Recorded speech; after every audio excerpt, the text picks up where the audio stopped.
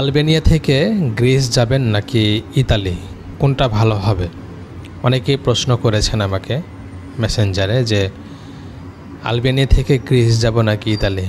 স্বপ্ন আছে ইতালি যাওয়ার, কিন্তু কোনটা সবচেয়ে ভালো হবে, নিরাপদে ঢোকা যাবে, অনেকেই প্রশ্ন করেছেন।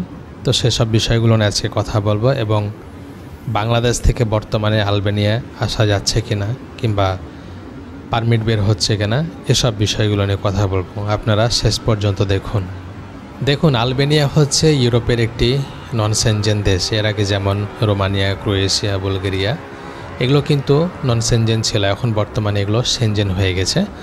ঠিক তেমনই আলবেনিয়া হচ্ছে এরকম একটি নন সেনজেন। তবে এটি হচ্ছে বলকান উপদ্বীপের একটি দেশ। এই দেশটিতে এখন বিশেষ করে দেশের বাইরে থেকে মানুষ আসতে পারছে খুব সহজে। বাংলাদেশ থেকে আসাটা খুব কষ্টকর হয়ে যাচ্ছে, তারপরও হাতে গোনা কিছু মানুষ আসছে। এটা হচ্ছে এয়ারপোর্ট কন্ট্যাক্ট কিংবা বডি কন্ট্যাক্টের মাধ্যমে। আর যারা দেশের বাইরে থেকে বিশেষ করে মিডল ইস্টের দেশগুলো থেকে অনেকে আলবেনিয়া আসছে এবং এখানে আসার পরে অনেকে দুশ্চিন্তায় পড়ে যাচ্ছে যে আসলে আমি কোনটা করব, ইতালি যাব নাকি গ্রিস যাব। তো সেসব বিষয়গুলো আপনাকে আগে জানতে হবে যে আসলে গ্রিসে কী কী সুবিধা আছে এবং ইতালিতে আপনি কী কী সুবিধা আছে সেগুলো কম্পেয়ার করলে কিন্তু আপনি ডিসিশান নিতে কিছুটা স্বস্তি বোধ করতে পারেন কিংবা খুব দ্রুত ডিসিশান নিতে পারেন। যেমন গ্রিসে যাওয়ার ক্ষেত্রে আলবেনিয়া থেকে যদি আপনি গ্রিসে যান সেক্ষেত্রে আপনার সময় কম লাগবে।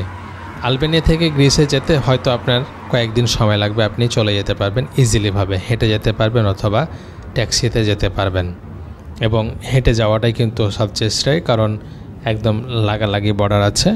আলবেনিয়া যাওয়ার পরে আপনারা এরকম অনেক পার্সন দেখতে পাবেন যারা আপনাকে বর্ডার ক্রস করার জন্য সহযোগিতা করতে পারে, তবে অর্থের বিনিময়ে। কেউ আপনাকে ফ্রিতেও করে দেবে না, হয়তো আপনাকে 500, 600 কিংবা 800 ইউরো লাগতে পারে, আপনাকে গ্রিসের ভিতরে রেখে আসবে। এরকম দালাল পাবেন কিংবা যেটাই বলার না কেন, এরকম অনেক পার্সন পাবেন। এরপরে হচ্ছে ইতালি। আলবেনিয়া থেকে ইতালি যেতে কীরকম সময় লাগবে কিংবা কিভাবে যাওয়া যায়। দেখুন আপনি ইতালি কিন্তু হেঁটে যেতে পারবেন না।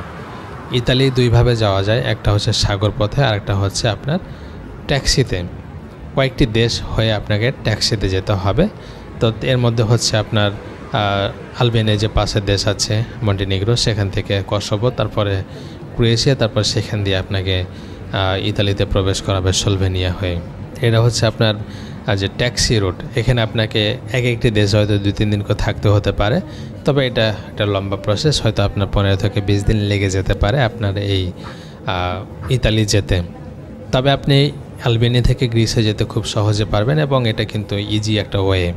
এরপরে আপনাকে জানতে হবে যে আসলে গ্রিসে ডকুমেন্টস পাওয়া যায় কিনা কিংবা ইতালিতে ডকুমেন্টস পাওয়া যাচ্ছে কিনা, সেটা কিন্তু আপনাকে এনশিওর হতে হবে। আপনি চলে গেলেন একটা দেশে, যেতে পারবেন সেখান থেকে অবৈধভাবে, কিন্তু যাওয়ার পরে যদি সেখানে জানেন যে না, সেখানে ডকুমেন্টস পাওয়াটা খুবই কষ্টকর, যেটা আপনার পক্ষে কখনো সম্ভব না, আপনার 7-8 বছর 10 বছর লেগে যেতে পারে এবং হিউজ পরিমাণ সময় লাগার পরও কিন্তু এক সময় নাও হতে পারে। এরকম যদি থাকে তাহলে কিন্তু সেখানে যাওয়াটা কিন্তু বৃথাই হবে আপনার। কারণ গ্রিসের কথা আলোচনা করলে গ্রিসে আপনারা বুঝতে পারবেন যে গ্রিসের ডকুমেন্টস কিন্তু খুব সহজে পাওয়া যায় না, যার কারণে বাংলাদেশি খুবই কম পরিমাণে পাবেন আপনি ইউরোপের দেশ গ্রিসে।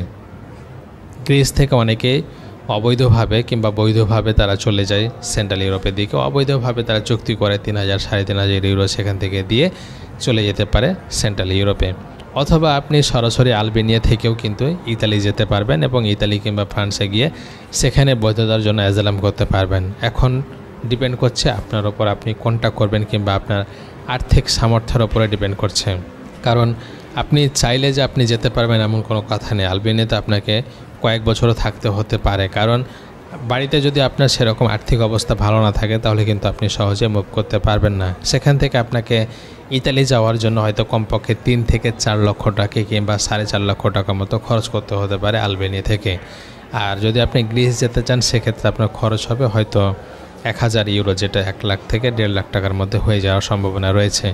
আপনি ইতালিতে গেলে কাজ করতে পারবেন, ভালো ইনকাম করতে পারবেন, 1.5 থেকে 2 লক্ষ টাকা ইনকাম করতে পারবেন, কিন্তু গ্রিসেও আপনি ইনকাম করতে পারবেন মোটামুটি ভালো, 1 লক্ষ টাকার উপরে ইনকাম করা যায় এবং এখানে ইজিভাবে কাজ পাওয়া যায়। যতটা কষ্ট হয় ইতালিতে তার চেয়ে কষ্ট কিন্তু কম আছে গ্রিসে।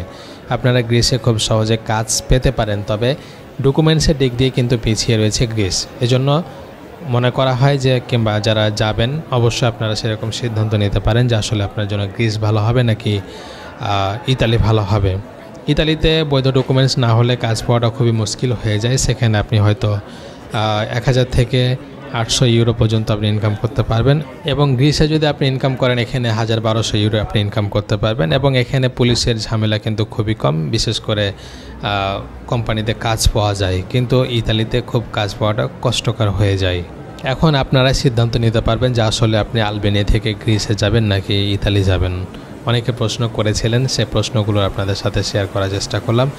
এখন কথা হচ্ছে যে বাংলাদেশ থেকে আলবেনিয়াতে লোক আসছে কিনা। বাংলাদেশ থেকে আলবেনিয়াতে হাতে গোনা কয়েকটা করে লোক আসছে, কারণ এটা সম্পূর্ণ হয়ে গেছে এয়ারপোর্ট কন্ট্যাক্ট কিংবা বডি কন্ট্যাক্ট, যার কারণে কিন্তু অনেক ধোঁয়াশার মধ্য দিয়ে পার হতে হচ্ছে এবং যেতে হচ্ছে।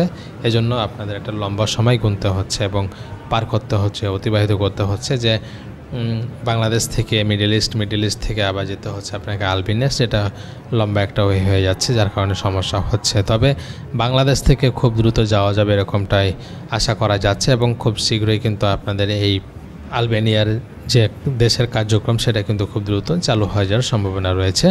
এই পর্যন্ত তো ধন্যবাদ সবাইকে, ভালো থাকবেন। আমার কাছে যতটুকু আপডেট ছিল কিংবা আপনারা জানতে চেয়েছিলেন সেই বিষয়গুলো আপনাদের সাথে জানানোর চেষ্টা করেছি। যদি আপনাদের ভিডিওটি ভালো লাগে শেয়ার করবেন এবং চ্যানেলটিকে সাবস্ক্রাইব করবেন, আমার নতুন পেজটিকে ফলো করবেন। আসসালামু আলাইকুম।